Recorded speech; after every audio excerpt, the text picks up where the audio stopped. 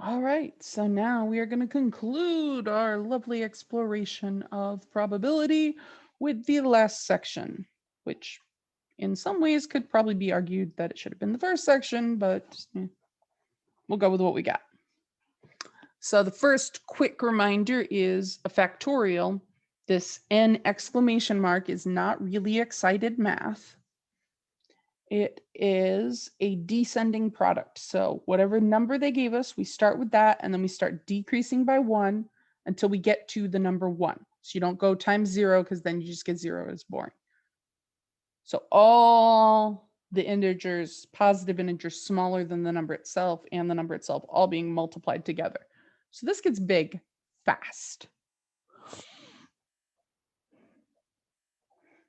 Now, what we're going to look at now is figuring out how many ways can I do something? How many outcomes are there? This makes use of what's called the multiplication principle, which I talked about in my weird review thing. But this is where we had like, there's this many shirts and this many pants and this many socks.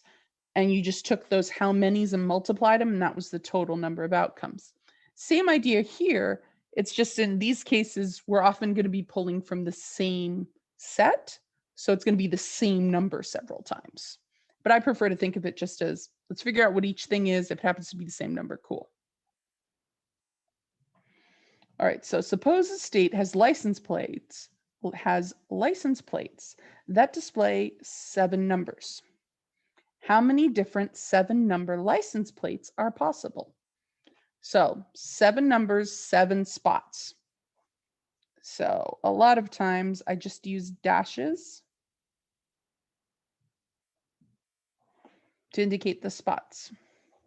And then I think about how many choices do I have? All right, so how many single numbered digits? It really should have said digits on these, not numbers. So digits, single numerals, there are 1 through 9 and 0. So there are 10 that we could put in here. So this is just in a very general. How is it possible? We have no restrictions. We can put 0 first. That's fine. We can have 9, 11 in there. It doesn't matter. So each of these has 10 possible choices. So if I was going to draw the tree diagram, I'd have my 10 digits, and then off of each one, I'd have 10 digits, and then off each one of those, I'd have 10. So it would be 10 multiplied 7 times, which is a 1 with 7 zeros, 3, 6, 10 million.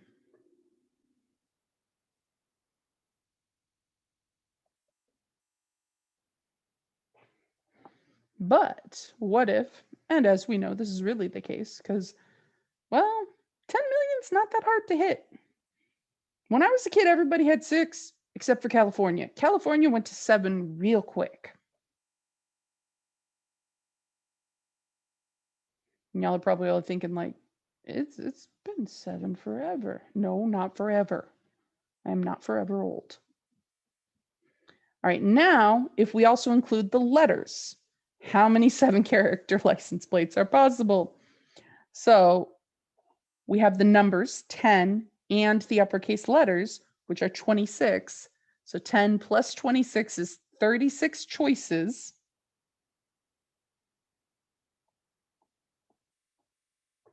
In each spot.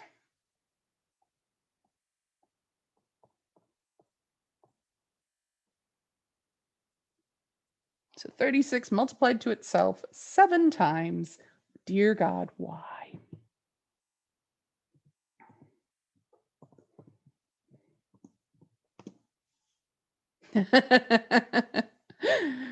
So that is scientific notation. The E is placeholder for times 10 to the. So this is 7 and some other numbers times 10 to the 10th. So that is 310 degrees bigger. So instead of 10 million, this is 70 some odd billion. Really though? 36 to the 7th is a totally acceptable answer here. Like being able to say roughly how big it is nice because it gives you a feel for size. So this one we got here is 1,000 times bigger plus whatever the actual like number. So like 7,000 times bigger than what we got before. All right, now we have passwords. So it's 6 characters. All right, so 1, 2, 3, 4, 5, 6.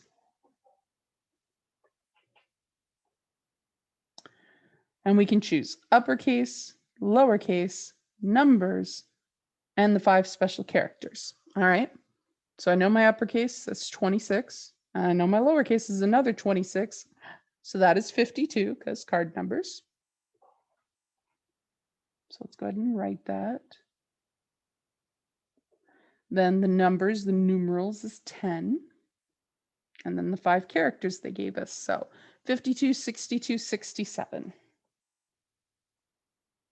So each one of these has 67 choices because I could make a password that was all A.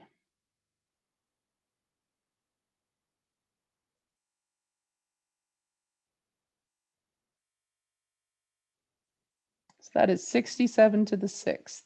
And since 36 to the 7th was big, I ain't even going to type that. It's going to be, I will type it to show you the size, but I promise it's ridiculous.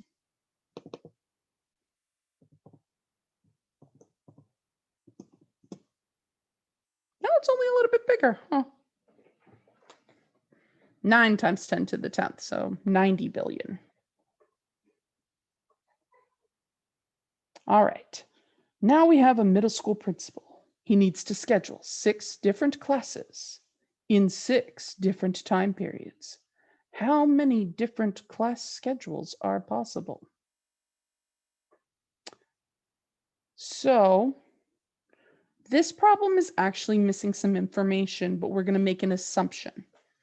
So I'm going to assume that the principal is not going to make algebra 6 times as a schedule. That he wants each of the classes to show up in one of the time periods. So the way we think about this is a little bit, it's just a tiny bit different. All right, so there are my 6 periods. And again, you can draw boxes if it helps you to see a more concrete shape. All right, so initially I have 6 classes. Once I have chosen one of them, like just like I was talking about books on a shelf, I picked one, it's on the board now. Now I've only got 5 left to stick on the board in some position. And then 4 left, and then 3 left, and then 2 left, and then finally the last one. So instead of multiplying by the same number across, we multiply by the number decreasing down, 6 to 1. So that is the same as 6 factorial, which is 720 because I did way too many factorials. Like I can run through 1 through 6. 7, I hate multiplying by 7. All right. So that is how many ways you can take 6 things and arrange them in order. Now the 4th example here is a little more interesting. I have 10 swimmers to choose from, but I want to make a 4-person relay team. So with our 4-person relay team, there's a difference between being 1st, 2nd, 3rd, or 4th. So because of that, we're going to think about it the same way we just did with the scheduling. So I have 4 positions. I have 10 choices for the first one, 9 for the next one, 8 for the next one, 7 for the next one. So what I was saying was the order I put the people in is going to matter. It's going to be different. Like saying A, B, C, D is different from saying D, C, B, A, because who I put in the first position of the relay changed. All right. So 10 times 9 times 8 times 7. brain say no, do math on computer.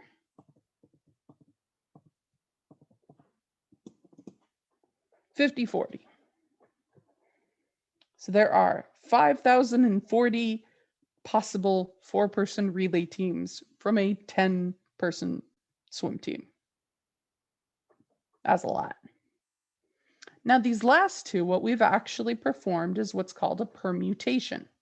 So we're going to have two fancy words, permutations and combinations. So permutations occur whenever all selections come from a single group of items. No item may be selected more than once, and the order of the arrangement matters. Notice they put that in italics. I personally feel it should have been bold, italics, underlined, and maybe the font a little bigger. That is the thing that separates this from the combinations we're going to see in a second. So for permutations, ABC is different from CBA. Like my relay team, ABCD is a different team setup from DCBA. Who is first matters. In a lot of problems, they're going to define this order matters by naming the positions. So they kind of sneak it in there and won't actually say the order matters. They're just going to say you're going to pick a president, a vice president, and a treasurer. Now the formula for this is n factorial over n minus r, where this is the number of permutations of n items taken r at a time. So our previous one, 10 swimmers taken 4 at a time. So I'm going to write that here so we see it on the same page, but this is exactly what they asked down here. Apply this formula to 4. Oh yeah, everything in here is basically everything in here. I just copied this from the book. And I actually deliberately kept this yellow thing. So the NPR, NCR buttons are on the calculator, like anything over the cheapy 4 function ones. But finding it can be a pain, especially like on the graphing ones. Like it's not one of the buttons you see usually. You actually sometimes have to go digging for it. So just be aware. I personally prefer to do it by hand so I know which formula I should be using, because I never remember, is it the P formula or the C formula? Constantly mixed those up, and it doesn't help that they rhyme. So NPR, n factorial over n minus r factorial, which turns out the n minus r part is going to get chopped off the end of the factorial. So we just have a smaller set from the start. So the number of ways I can take 10 items 4 at a time. So 10, the number of permutations of 10 items taken 4 at a time, or some people will just say 10p4. So where the n is, we're going to put the 10. So let me kind of copy the formula.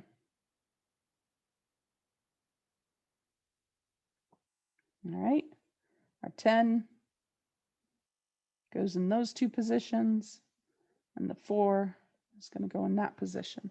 So I have 10 factorial over 10 minus 4 factorial. The 10 minus 4 is in parentheses, so we're going to do that first and then apply the factorial.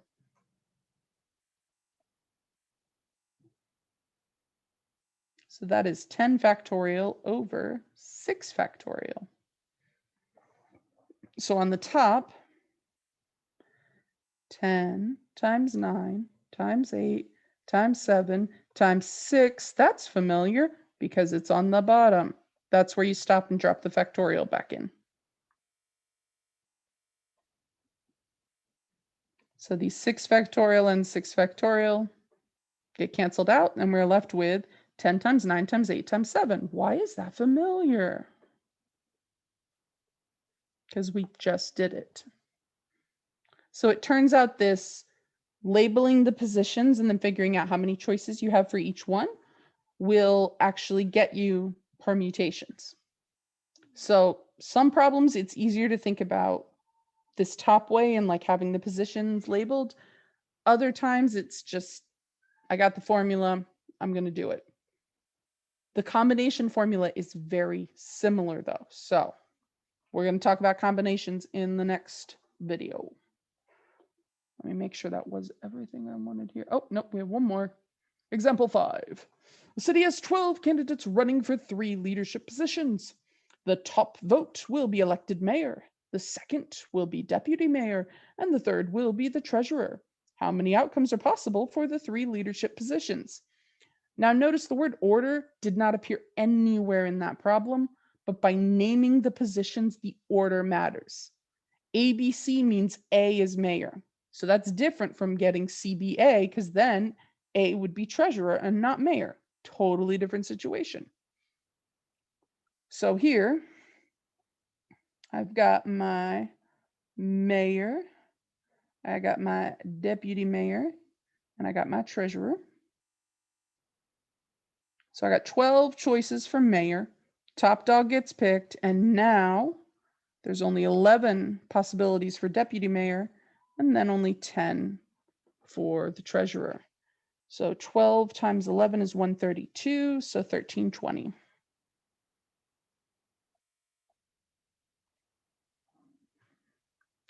But the permutation formula is going to give us the same thing. It would be, we're doing 12p3.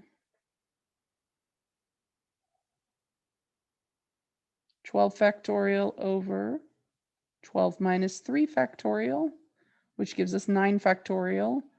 So on top, we will have 12 times 11 times 10 times 9 factorial, which will cancel with the 9 factorial on the bottom. And then we have the exact thing we just calculated. All right, so named position means order matters. All right, now after this, it'll be combinations.